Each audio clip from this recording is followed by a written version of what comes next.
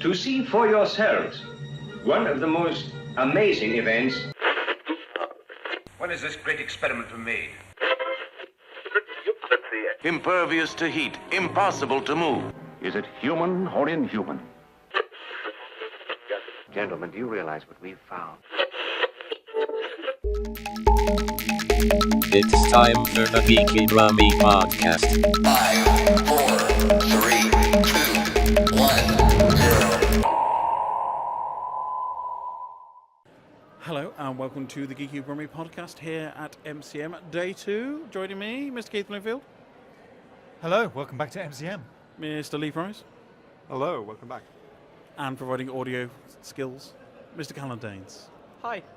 How are we all this fine Sunday morning? Feeling a lot more awake this morning. Better than yesterday. Lee, did you get some sleep? Yes, I did.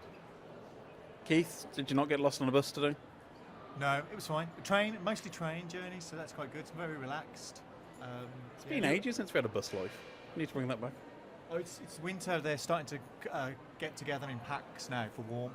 So don't tell me about that. I had that yesterday. It's making it a lot easier to do my observations of buses. You see, so I've got the hide set up. So very soon I'll start reporting. Look forward to that BBC Planet David Attenborough narrated series, Buses by Keith, coming to BBC next year.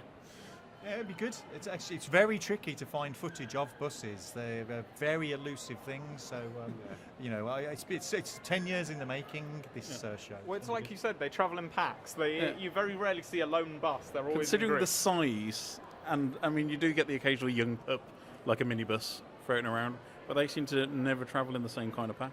Yeah, it's a seasonal thing, and they're very, very skittish as well. You see, you have to toss coins and bus passes in the street to attract them. It's a very tricky thing, but yeah, bus life will be returning. Returning to the subject at hand, we're going to have a bit of a British sci-fi theme to this show.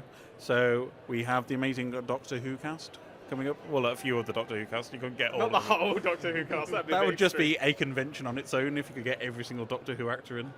Right, who we got, Ryan? We have David Morrissey. We have Lala Ward. And Callan, we have the third person? Michael Jayston. Michael Jayston. Whose name is best known for playing the Valeyard back in season, I don't remember, but it was during Colin Baker's run. Yeah, and done Trial a few... of the Time Lord, yeah. Yeah, done a few Big Finish audio productions as well. Oh, well, so has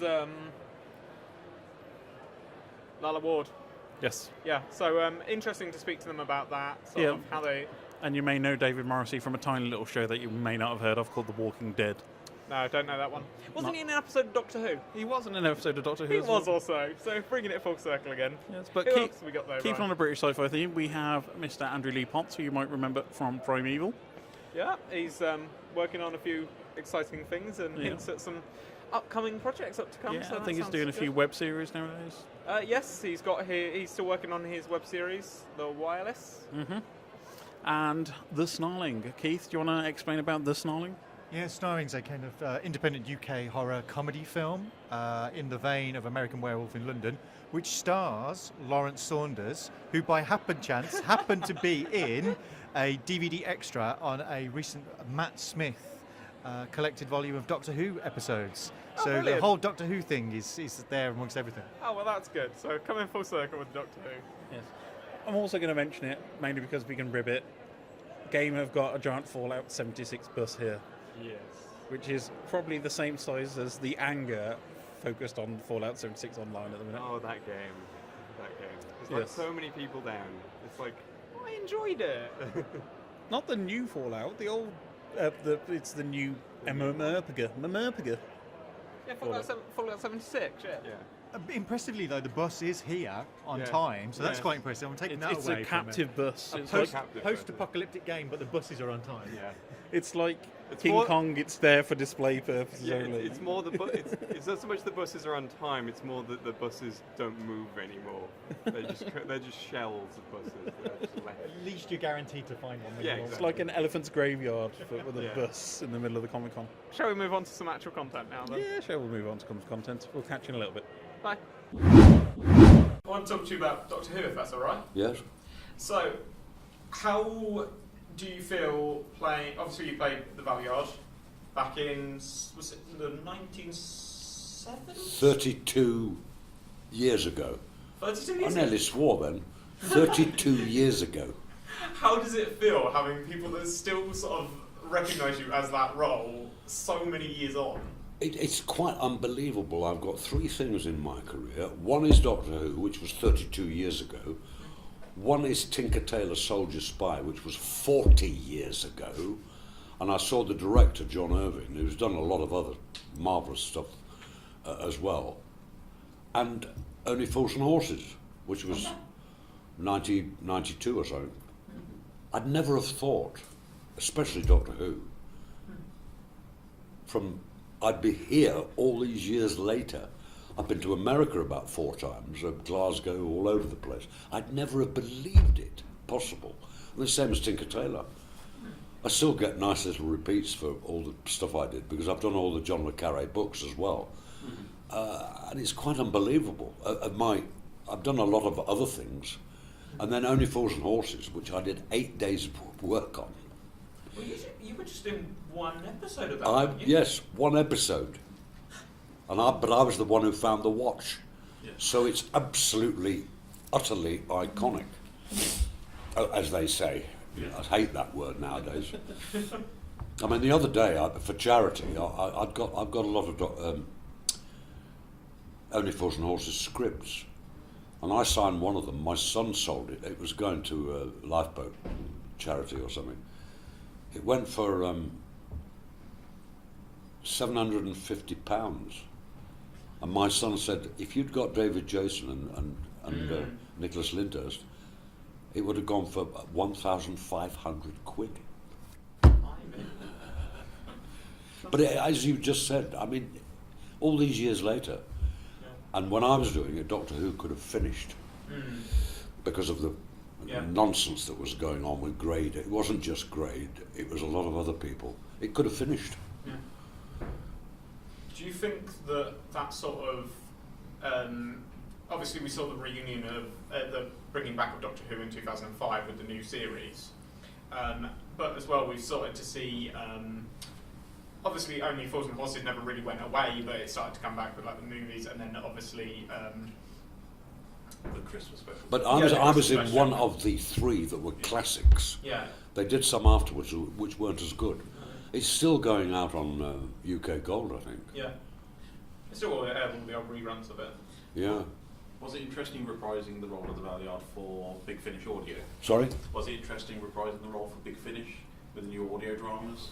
Oh, it was great because I shouldn't really say this, but I will. The scripts on Big Finish, I think, were better than the television series. I mean, Holmes was okay, and so was another writer. Then they got the Baker twins in. They were, don't get me wrong, they were lovely people. I don't know whether they're still around, but the scripts they wrote weren't very good at all, I don't think. Yeah, because Big Finish seemed to... The Big Finish scripts are superb, I think. So they seem to revel in the quality and bringing back the original characters and the classics and making sure they're keeping true to those original classic Doctor Who stories. Yeah, but it was written so well that I just went into it again. I had to watch how I'd done it because it was about, the first one was about 10 years after I'd done it. Mm-hmm. I did it with Bonnie Langford, I think it was. Yeah. But it still works, I think. Yeah. Do you think that that's in part due to it not being as... It doesn't require like visuals, so obviously you can create a lot more just working on like what people can hear and working with like allowing them to sort of picture it themselves rather than having to sort of portray it on screen? Yeah, because it's like radio.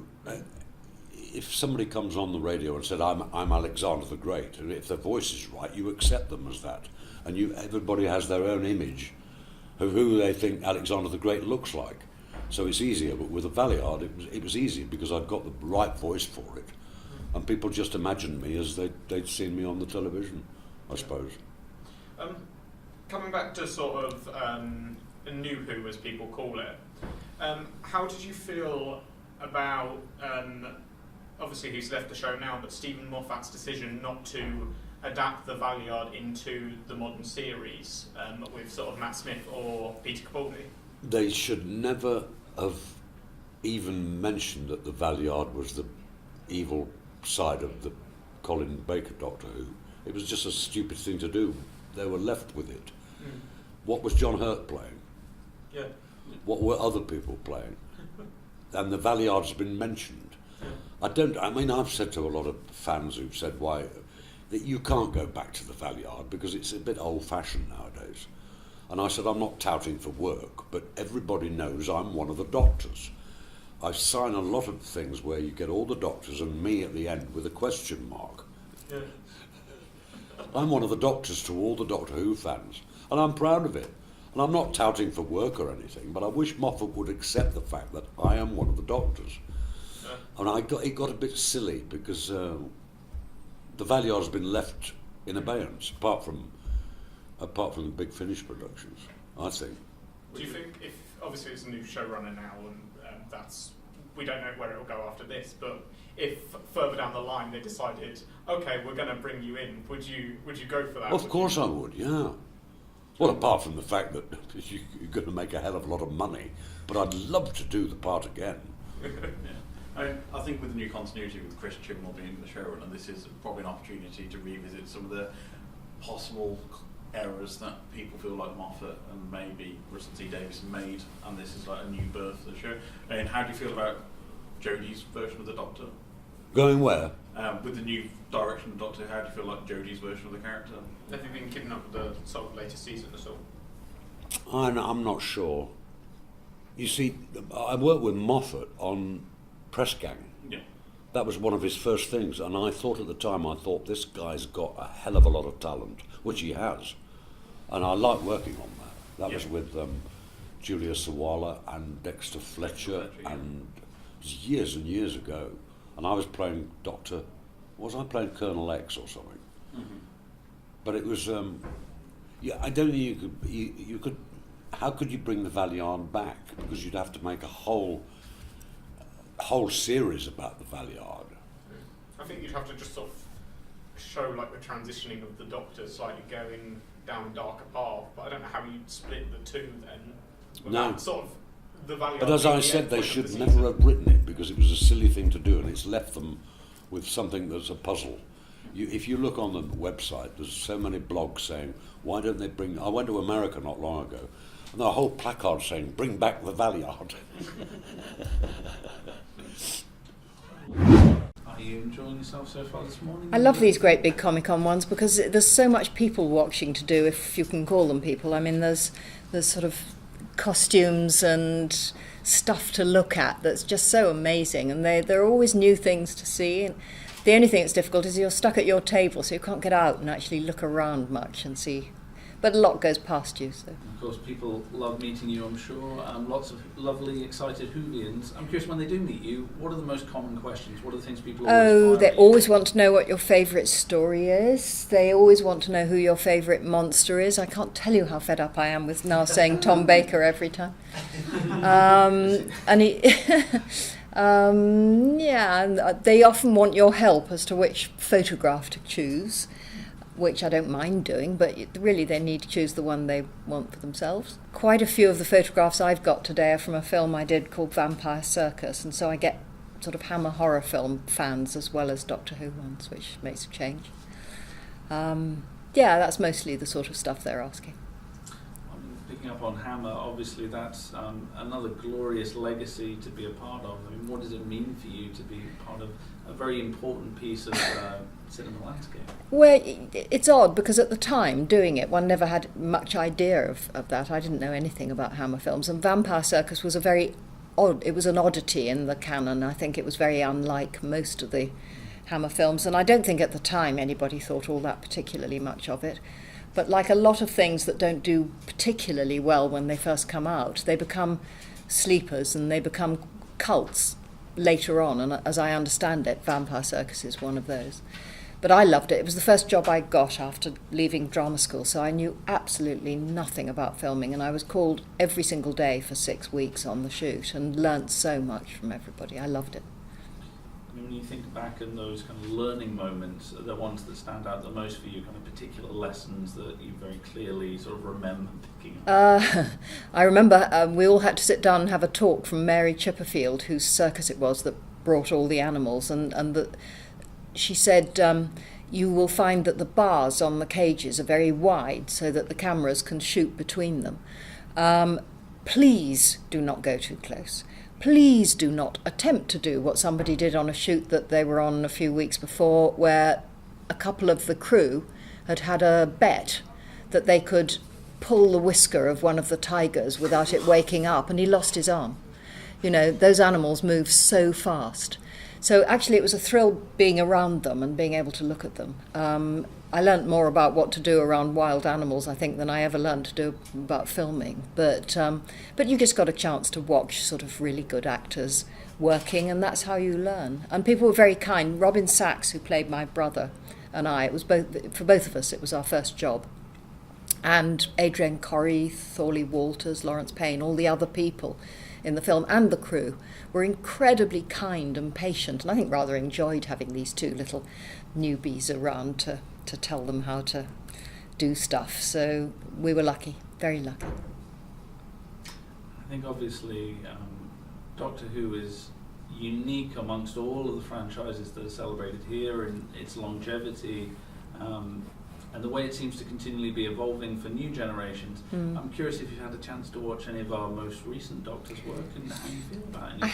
I haven't really. It sounds terrible to say, having been in it. I'm not a huge science fiction fan. I slightly understand better now why science fiction is important. Working with Douglas Adams, I mean, Douglas was incredibly science literate, and he and my almost now ex-husband, but who I love and adore, Richard Dawkins, sort of both, and actually it was Douglas who introduced Richard and me, both of them explained that science fiction is a great place in which to do thought experiments. And if you understand real science and you simply fiddle with one bit of it, you don't just come up with some totally abstractly impossible idea, you just change something in the way of the laws of physics, like there's no gravity or time is different or something like that. Then you can run a thought experiment on what would science be like in that world if that one thing was changed or a couple of things were changed. So in fact science fiction I think is educational, and I think it's really interesting, and the great masters of it, the Arthur C. Clarkes and people, really understood that.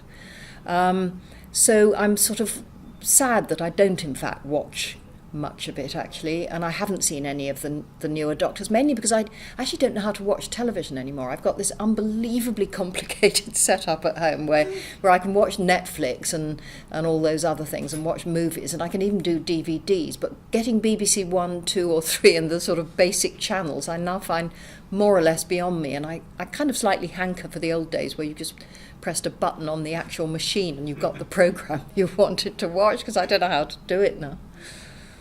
So going back to Doctor Who, I know you've been getting involved with some of the Big Finish audio. Yes, I love doing them. Can you talk about some of what's upcoming with that? I know you've been recording with Tom Baker. Yes. Talk about that a bit more about I'm never allowed to talk about what's coming up because we signed this agreement not to divulge what the stories are going to be about and end up with sort of spoilers for people. And they they record so far in advance that I'm never quite sure until fans come up and tell me, or you tell me, what they're actually listening to at the moment, because it might be something that I recorded over a year ago. So you begin to... it's a bit like fans coming up and saying, what was it like doing Destiny of the Daleks? Well, this is now about 40 years ago. And I've got a really good line now. I say, well, I love doing it. You tell me what you felt about the programme. You tell me about the storyline, because I'm thinking, I don't know, I can't remember anymore. I love doing the Big Finish stories. I think it's wonderful that they've developed our characters, that we can go on and become things like, in my case, President of Gallifrey, which I would never have done in the television. So it's really nice to be able to move on with the character.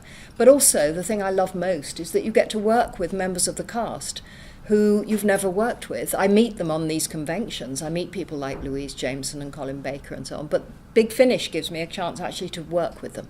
So the business of moving around the characters and reconfiguring the interactions between people is wonderful on Big Finish. So Lala, one of my favourite episodes is Doctor Who City of Death. Yes. How much fun was it to shoot in Paris? It was pure hell from beginning to end. There was no fun about it. I mean, Paris is a gorgeous city, but I tell you what, this was no way to see Paris. We were literally running from location to location. We had so little time. I can't remember how many actual minutes of cut film was got out of those 3 days or whatever it is we were there. But on a feature film, you'd be jolly lucky if you got about a minute and a half out of that. We got something like 20 minutes, I think, and it was the most chaotic schedule. Tom's got legs about 5 miles longer than mine, so running down those streets, I was I looked like a little sort of pony trotting after him all the way through it. There was no time to do anything at all. There was no time even to eat. I mean, you're in this city with some of the best places to eat in the whole world, and you're back in your hotel getting a bit of room service if you're lucky. I've often thought that if you have a lovely time while you're filming, it doesn't necessarily mean that the end product is going to be that good.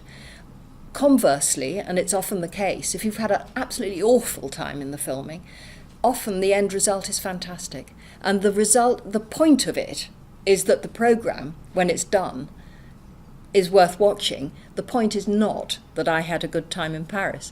So in many ways, I often kind of rather hope it's not going to be that great, because I think the likelihood then is that what you achieved is good. It's just getting there is quite hard. What's coming up at the moment? What are you working on? I'm filming at the moment. I'm actually filming tomorrow, so I can only do one day at MCM. And I can't say, very annoyingly. I'm enjoying it. I'm very happy. But yeah, I might lose my job if I say. Any sort of loosest hints, film, TV, or nothing at all? It's a show. Can I say that? Yeah, it's a show. It's not a film. But that's pretty much about it. I can say right now. I actually don't even know when I'm going to be allowed to say, annoyingly so. It's just getting like crazy with this stuff, isn't it? So they like to keep it like, ooh. I get it with the thing that I'm doing now, because it'll make sense. So yeah, unfortunately I can't say that right now. But yeah, shooting till middle of January. I've been shooting for a bit already. Yeah, but looking forward to Christmas. I tell you what, I mean, again, you can say you can't answer this, but I'm curious. We've talked before about how your roles quite often fit into sort of one or two categories. They're either light and heroic, or they're quite dark and sinister. What side of the fence are you falling on this one? Can you say that? Or is that it's a good question. I can't really say. It's not. I can't say.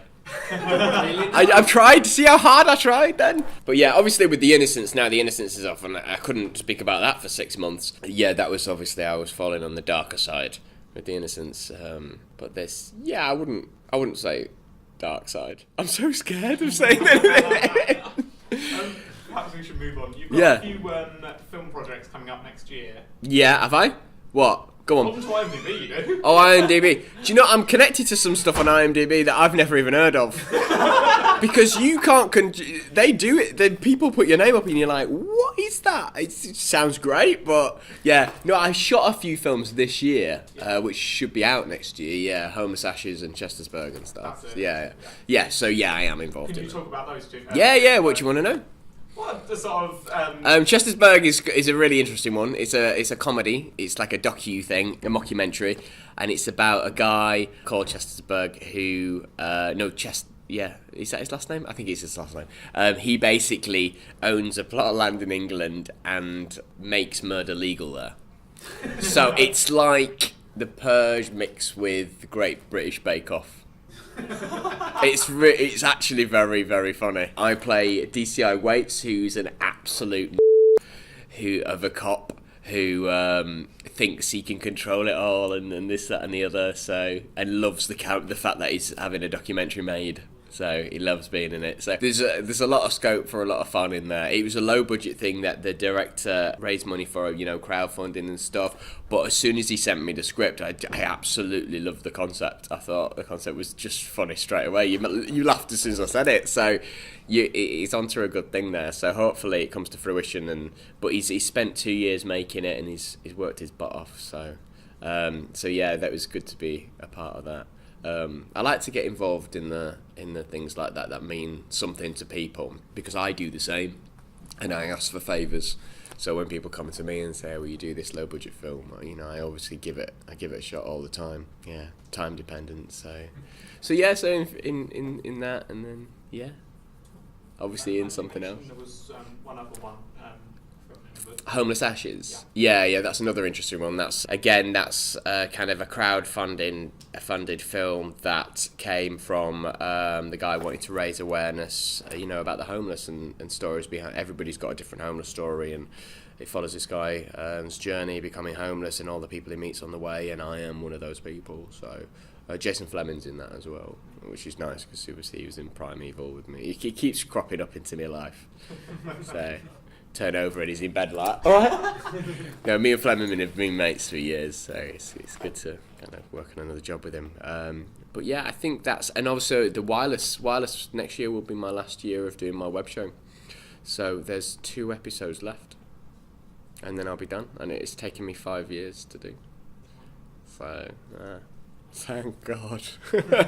But no, it's good. We've got for the last one. The last one's going to be more like a film. The last episode is going to be an extra long one. Still acting and directing with that. Yeah, for convenience. So, but yeah, it's obviously I've taken the character through the journey, and it's nearly at an end now. So that's going to be nice. And then I will be on to other directing things, which I'm looking forward to. The next couple of years, I'm gonna still act and stuff, but I'm gonna try and focus on my directing as well. So we'll see. Yeah, but I'm very much looking forward to Christmas. I'm a big kid, so yeah. So have you seen any of the troopers this weekend in costume? What do you guys think of the 501st? What do we think of what? The 501st Garrison. Wow, they're always good, aren't they? Yeah. Because you're very important. You make money for people. You do charity work and appear all over the place, and I think it's most excellent. And all the guys I've met in the 501st and ladies have been ladies and gentlemen, really nice people. So I thank them for that. What's the 501st? It's the how would you describe it? It's a huge charitable organisation that's grown over the years. And it builds up members who go to absolutely great lengths to create these costumes and props. Oh, I get you.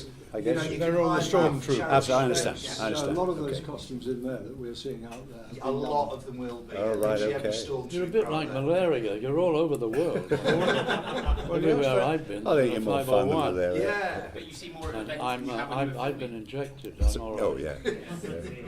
That was excellent, isn't it? To keep going. They did it with booze. It's the best way to go, isn't it? Making friends. You enjoy getting heckled then?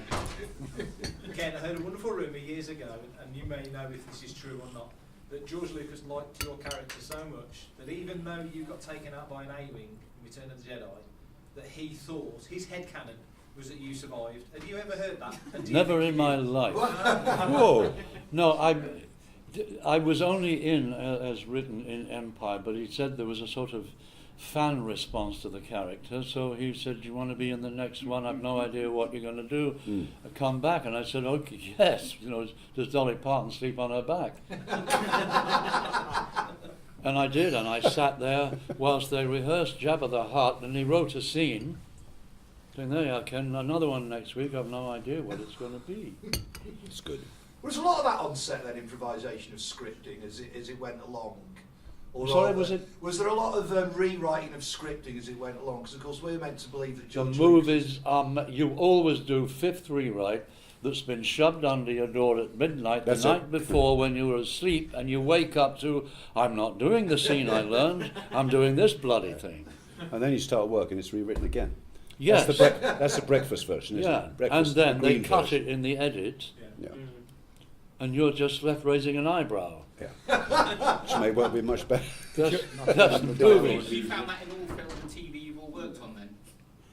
Almost exclusively, but I go right back to the time of studio TV back in the 70s and so on, when actually it was more like the theatre, because you rehearsed for 3 weeks and outside, and then you went in for this crucial 3 hours when the lines were open and all the rest of it, and you had one shot at everything. Do you miss live TV? And if you made a mistake, you had to go back and do the entire scene again, not just a bit, because it was on electronic tape. That's right. It's very Except difficult that to the floor manager had a cable with like an old bell push on it, and if you dried up, he would push that, and that would deaden the sound, giving time to give a prompt to the actor. Right. If he didn't take it properly, then exactly as they describe, you'd have to start again. It's also was not unusual in that sort of circumstance when an actor would dry, that he would spontaneously burst out with what should we call an expletive, which of course is not so good on the finished show, if he's playing the king or something like that. And I suspect that the floor manager would have had the same, would have seen it coming as the guy went, boom. So you just see a guy going. So there was all sorts of tricks, but I wouldn't say we need to go back to that stuff, because the cinematography was nothing like as good as it is now. Cameras got the shot, the cables switched across the floor, and all the rest. I can remember live television. Yeah. You did it live. So this was all live, yes. It was. That was a training.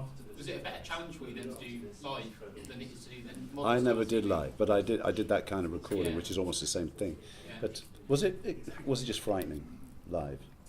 What was it? No, well for me, because I was new to the medium, it was frightening anyway, so it was just the same. I had no awareness of how much more it could be. Now, when I went back, they brought it back briefly, and I agreed to do one, and then I knew what fear was. Yes. Oh, yes. Not the Doctor Who one. No. The a series of the Piers Haggard did the first one that I was in, a half hour about what was taken from that day's newspaper.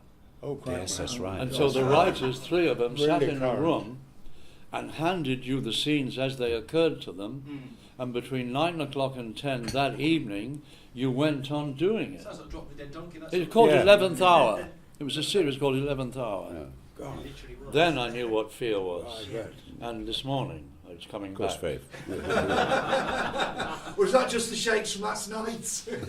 Oh, you beat. My secret. You. The filming as it's done now can be quite reassuring in a way. Obviously, you sit around for an awful lot of times, a lot of rewrites, as Ken says.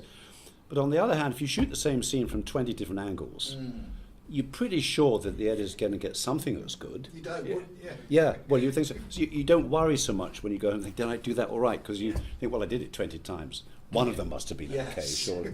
So in a way, it's much more satisfying. The problem is it's not in your control. It's in the editor's control. I've lost something with maybe not enough light. I know it's a lot of pressure on everyone involved, but there's something magical about live TV. Of course there is. That worry, It's like whether sport. it's shared by the actors or the audience, that something could go horribly wrong. That's what you're waiting for, though, isn't it? Yes, well, it's certainly made a lot of TV shows out of all these bleepers. You're the kind who watch for the glitch, are you? I just like the anarchy of children's TV back in the Saturdays. Whether it was Tiswas in Birmingham or the more sort of conservative swap shop, I just love that kind of anarchy, and I think we have lost something, whether it's a mistake or someone corpsing because of Dudley Moore and sort of Peter Cook, for example. Or letting Brian Blessed loose on going live. It's very cosy, isn't it? It's very cosy. Awesome, thank you guys. I feel like we're about to deliver a Brexit withdrawal agreement. Or no deal. or we're Hezbollah or something. Yeah, Pablo Raybould, writer and director, and I am the DI as well in The Snarling. Lawrence Saunders, and I am an actor, and I play Les and Greg in The Snarling. Steve Johnston, an actor as well, and I play Haskins opposite the DI. Wonderful. Tell us a little bit more about The Snarling itself, how it came to be. Well, it came to be because I was in a film with Steve. It was being shown at Southend at the Horror on Sea Film Festival, and having seen some of the films, I thought, you know what, we could do this. And so it was as basic as that, you know. So I went back. I was going to write it with Ben. Ben was in a stage show at the time with Chris Simmons and Joel Beckett, both of which we recruited to be in the film. But by the time he'd finished that, I'd written it. So it was quite a quick process. Then we put it together. Ben's connection again. Ben is the editor, and he plays Bob in it as well. I just think then. And he and produced it as well. yeah, and he produced it. Yeah. And he managed to get Alex Moses, the son of Albert Moses, who was an American werewolf in London. So we pieced it together. And then with you got Albert Moses as well. We got Albert, yeah, through that, and we pieced it together with people we know and have worked with and respect, like Lawrence and Steve and everybody else. So yeah, You respect us. That's the first time. Hey, I've never heard that. You're just slagging us off. That's nice, and there's proof now. I'll rephrase that. People we know. And, well, Horror on Sea has had quite a impact on the development of the film, because you had the idea to make it. One Horror on Sea. By the next Horror on Sea, you'd made the teaser, the kind of little promo trailer, and by the wasn't quite the next one, was it? It was the one after. Yeah, it was actually. We jumped one, but we did. Yeah, we did put a short in to represent. Well, we had shown it to Paul Cockgrove, who runs that festival. It's probably the best organised festival in the land, I'd say, because we've done a fair few, and it's superb. He's got a real passion for it, and we took it down before it was scored, and the sound was altered properly, and he watched it without the sound. He's been in the industry for 30 years, so he knows its potential and what it's going to be, and he just thought he loved it. So having screened it there originally, we actually went back this January. This is the only time a film's been shown a second time, and also it was sold out as well, which is the first time it's ever had a maximum crowd, and that was brilliant. So and it's all with their support, really. So they are responsible for this. And there was the full moon thing as well, because there's a full moon when we were at the first time at Horror on Sea when you screened. There was a full moon when we started shooting it, and a full moon when we finished shooting it as well, just bizarrely. Yeah, and then when it was played, there was a full moon when we were at the festival as well. So it's kind of. And you love mooning as well, don't you? Yeah, that helps. Yeah. So how did you that was quite a full moon. Sorry. Putting the whole film together, financing it, recruiting your actors, and actually going into production. Financing it was. Well, we thought about going down the crowdfunding route. In fact, we did a little bit, but that, I don't know, it just presents a lot of problems in itself, I think. Personally, I don't like making a film with. When you go crowdfunding, it's always friends and family that see. You still go around like doing a sponsored run or something. It's friends and family, isn't it? Predominantly, and I didn't really want to be sort of going cap in hand to friends and family. I think crowdfunding works if you've got a crowd already in place. So my cousin's in a band, and they had a really big following, and one of their albums they crowdfunded. I think that something that happened with the record label. They crowdfunded it and were able to do that within 10 minutes of the launch of the crowdfunding hitting the target. If you haven't got the crowd already there, it does feel you're asking friends and family, and then also there's the whole thing about it's great that people get something in return. They maybe invest in the film, but they're going to get a DVD, or there might be set visits and all those kind of things, and that's fantastic. The other side is the logistics of that, because that can then get in the way, because when you're making the film, you're there to do a job of work, and it's great to have people come down and visit, etc., but it does add a whole level of complications into it. And I think the crowdfunding campaign itself almost needs the kind of have to invest the energy that you would in making the film in the first place. So you didn't do a little. We did a little bit. We got a little bit, and the rest of it was really self-funded. Nivea commercial. No, I just landed a big commercial. Just strangely, I was at the parking in Southend for the Horror on Sea Film Festival when I got a phone call, and I was with Ben and Alex, who was the DOP on it, and I said, "Excuse me a second," because I couldn't get a signal. Went outside, and I've got the advert basically, and I thought, great. So I went back in and said, right, we're making the film, and this is the funding we need. So massive thanks to Nivea. Yeah. And we use the product a lot, don't we? Yeah, That's why we we look do. so youthful. Yeah. Steve's actually 57. I am. Yeah. Can you tell us a little bit more about the actual story of the Snarling? Yeah, it's a film crew that is making a zombie film, a bit of a naff one at that, with an actor, Greg Lupine, who is an absolute diva. He's a nightmare to work with, But whilst they're making the film, things start happening. A couple of people have been attacked. They lost a cameraman, in an earlier scene when they were filming, and it becomes quite obvious that there is something out there that's tearing these people to pieces, and some of the locals where they're filming as well. So everybody thinks it's going to be a zombie film because it opens like that, but it isn't. That's the foil. So it's there is a protagonist out there. We tried to keep a lid on that to start with, but it's a werewolf film. And how did you get on with the effects in the film? Because they are quite impressive. No, thank you. It's this is down to Jenny. Who me, Ben, and Jen basically really did so much. I mean, the days would start, I don't know, about 4 a.m, lugging the generator over the fields to set that up, to fuel it up, to get it going, to get the heaters going, which was a log burner in the middle of this building in the middle of the fields. And of course we couldn't leave it overnight either, because there was no security. So there were long days. And just going back to the effects, I say Jen also did the body of the beast, which unfortunately we didn't show too much of. It was a decision when we were filming it. Ben and I decided that we wouldn't show too much of it. A little bit like John Landis said he showed too much of the wolf in American Werewolf. So we decided to. It's a shame actually, because a lot of the budget went on that.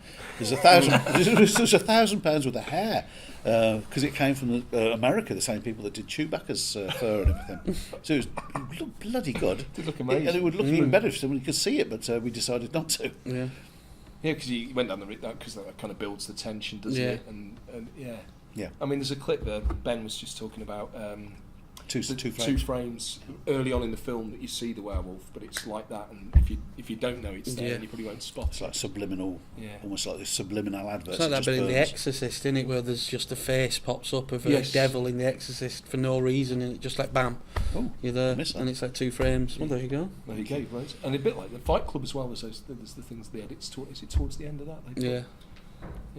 So you've done a few festivals already. What's the audience reaction been like to the film? It's been great. Really. It really has everywhere we've been with it. We won a big award in the States as well. They showed it over there. We won the genre class, and the reviews have been superb as well. Because we sort of prepared for a few knocks. Not that you ever want to see them, but you've got to be prepared for it. And especially with this, because you've got horror and comedy, and obviously horror's got such a big fan base. If you mess with that, and don't sort of stick by those rules, and pay the appreciation to horror, you're going to have the horror fans annoyed. But the fact that you sort of did travel and the other way around with comedy, and I think it does work really well. It's sort of straight down the middle. Yeah.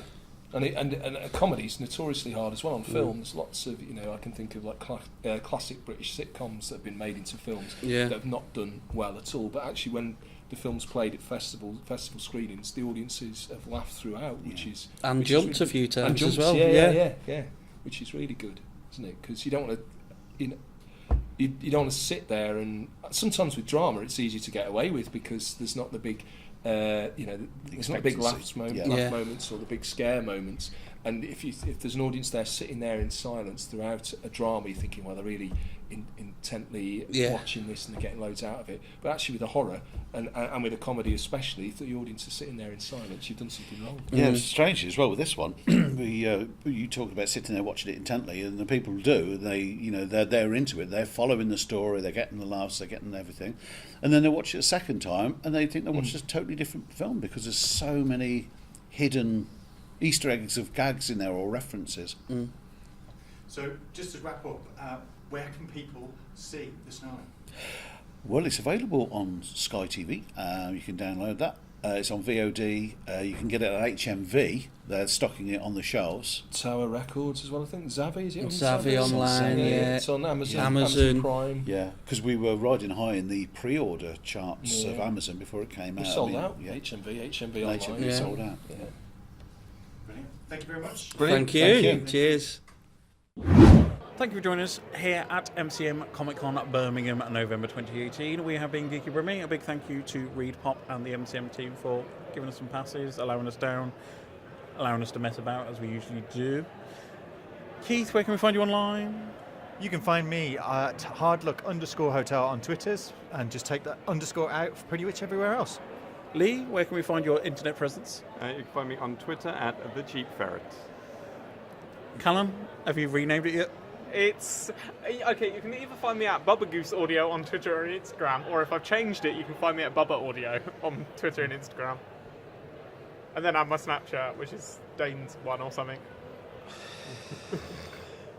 You can find me not having to listen to one of Guy Halford's pithy little remarks for a change. Hold on, I'm sure I can think of one. No, lost your chance. You can find me at Ryan Parrish on Twitter. Find the feature stuff at Robbie Gourmand on Twitter and everywhere else. And you can find us all at Geeky Brummie, at geekybrummie.com, Geeky Brummie on YouTube, Twitter, Instagram, Facebook. Don't forget to check out the YouTube stuff. We did throw some stuff up there recently. And if you fancy giving us a little bit of a tip, go to ko-fi.com/Geeky Brummie. But for now, bye everybody. Bye. Thank you for listening to our podcast. If you'd like to support Geeky Brummie, you can help support us at ko-fi.com/Geeky Brummie. That is ko-fi.com Geeky Brummie.